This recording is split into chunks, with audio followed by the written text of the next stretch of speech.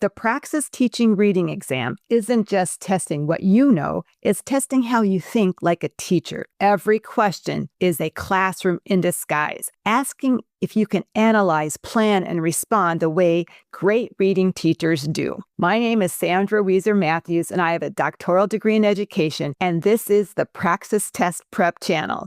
In this video, we'll crack the code behind the Praxis Teaching Reading exam by breaking down the 4 hidden features that define this test and showing you exactly how to use them to your advantage. Let's begin with the foundation of it all. The Praxis Teaching Reading exam is built around the 5 pillars of the science of reading: phonemic awareness, phonics, fluency, vocabulary, and comprehension.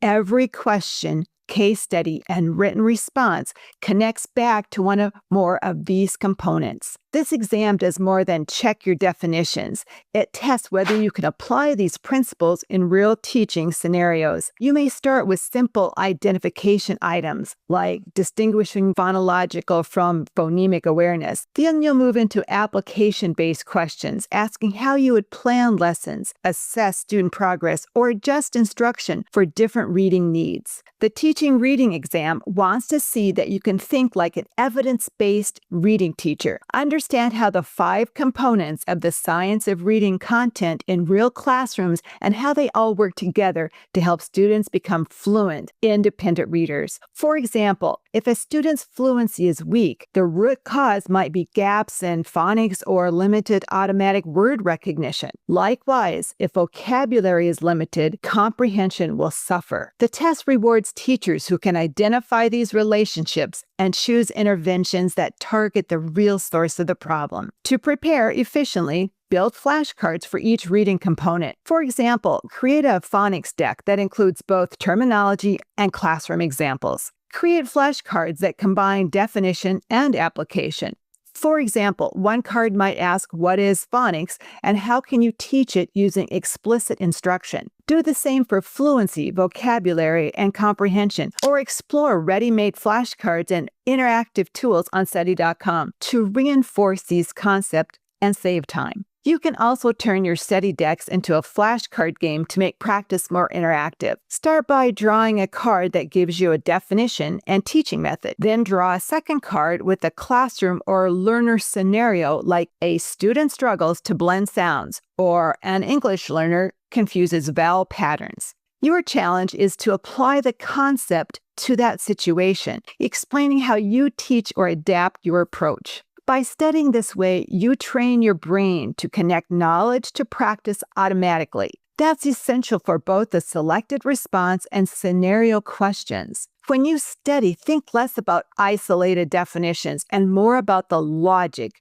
of instruction. If you understand how each component builds toward fluent, meaningful reading, you're already aligned with how this test is designed. Another highlight of this exam is the constructed response section, which asks you to write short analysis based on classroom data or teaching scenarios and makes up 25% of your total score. This portion of the test measures your ability to think clearly under time pressure. The scores are looking for concise, organized writing that identifies a problem, recommends an evidence-based solution, and explains how the solution supports student learning. A strong answer doesn't need to be long. It does, however, need to be structured. That's where a time-box writing template comes in. Practice using a simple 3-part framework: analysis, strategy, and differentiation. Start with analysis, where you restate the problem and describe what student performance data shows, such as assessment results, fluency scores, and comprehension errors. Then move to strategy, where you propose the instructional method or intervention that fits best. Finish with differentiation, where you explain how you would adapt that method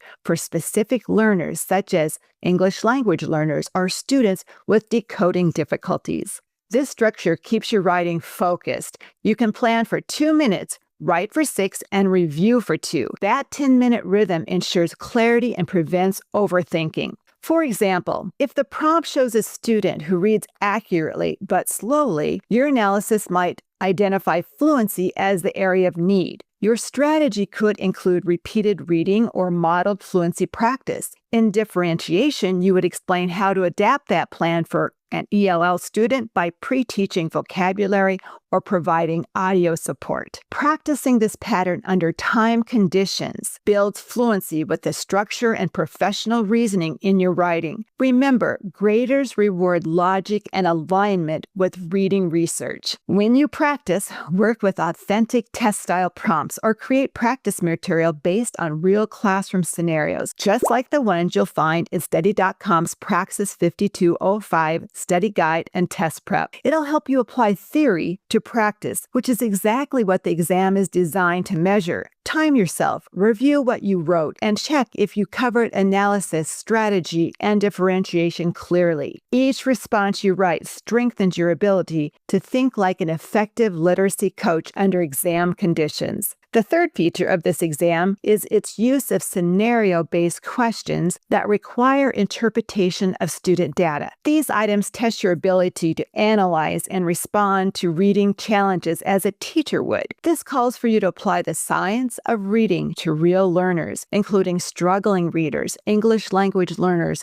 and students with learning differences. You might see a case where a student reads fluently but struggles with comprehension, or another where decoding is weak despite high oral vocabulary. Your task is to identify the root cause and propose an evidence-based next step. To prepare, look for mock case studies that include running records, fluency scores, or comprehension samples. Review each one and decide what the data means and how you would approach it. For example, if a student's oral reading accuracy is strong, but the fluency score is low, that points to fluency practice. If a student decodes well but cannot retell a story, comprehension instruction should focus on background knowledge, vocabulary, and inference. By training this way, you learn to diagnose rather than guess. It builds the same analytical mindset you'll use as a teacher. Identify the issue, target instruction, and measure improvement. When you answer the test, imagine you're explaining your decision to a colleague. Be direct and specific by pointing out the precise skill gap and clear research-supported solution. This exam format rewards deep understanding and professional judgment. If you can explain what a student needs and why, you're thinking exactly like the effective reading teacher you're preparing to become. The final feature of this test mirrors the realities of modern literacy instruction, where students are expected to read and interpret information from multiple digital sources. The Praxis Teaching Reading exam includes digital and multimedia text such as charts, infographics, and web excerpts that require you to analyze both written content and visual information to determine meaning, purpose, and relationships between ideas. These questions test your ability to interpret information across multiple formats. You might need to read a passage, study an accompanying chart, and determine how the two work together. This is called multimodal processing, and it mirrors how students read in today's classrooms. Strong readers and teachers can connect information between print and visuals. For example, you might be asked how a graphic supports the author's argument, or how you could use a table of data to reinforce comprehension strategies. To prepare, include digital and visual materials in your study routine. Read short articles that include images or charts and practice summarizing both the text and the visuals. You can also use Study.com's Praxis 5205 practice questions, which combine text,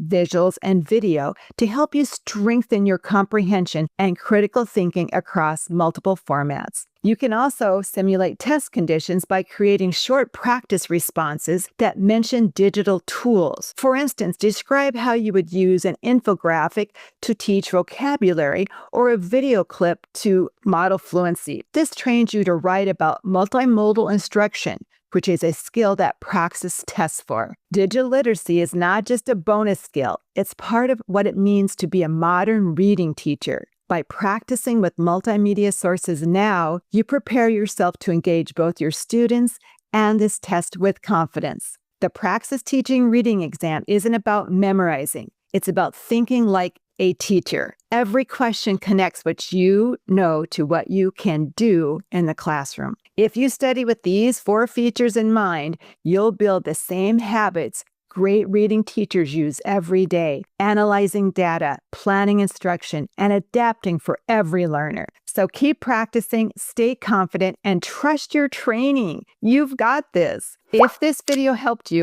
give it a like, subscribe for more Praxis strategies, and keep moving toward your next teaching milestone. We're rooting for you.